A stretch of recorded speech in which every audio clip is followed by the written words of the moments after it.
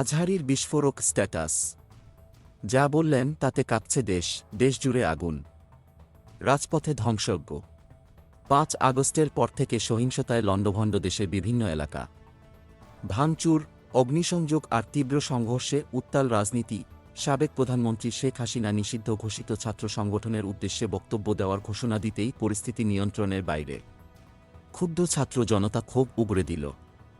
ধানমন্ডির ঐতিহাসিক বঙ্গবন্ধু ভবন মুহূর্তেই হামলার শিকার। বিদ্রোহীদের ধ্বংসযজ্ঞে স্থাপনাটি রীতিমতো চুরমার। এই ঘটনার পর দেশজুড়ে আরও ভয়াবহ আঘাত। আওয়ামী লীগ সংশ্লিষ্টদের বাড়িঘর ও অফিসে একের পর এক হামলা। আগুনের লেলিহান শিখায় পুড়ছে রাজনৈতিক ভবন। আতঙ্কে কাঁপছে সাধারণ মানুষ। এই ভয়ঙ্কর পরিস্থিতির মাঝেই জনপ্রিয় ইসলামী বক্তা মাওলানা মিজানুর রহমান আজহারী দিলেন এক চাঞ্চল্যকর বার্তা। ফেসবুকে স্ট্যাটাস দিয়ে সতর্ক করলেন দেশবাসীকে। তার ভাষায়, মোমোক্রেসি দেশকে ধ্বংসের দিকে নিয়ে যেতে পারে।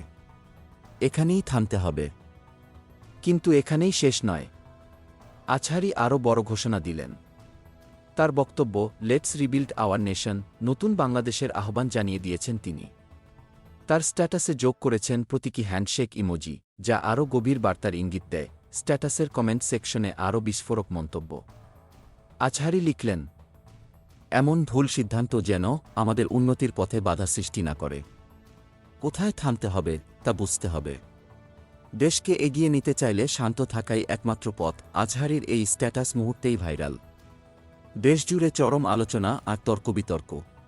প্রশ্ন একটাই, এই বার্তার পর কি পরিস্থিতি শান্ত হবে, নাকি সামনে অপেক্ষা করছে আরও বড় বিস্ফোরণ?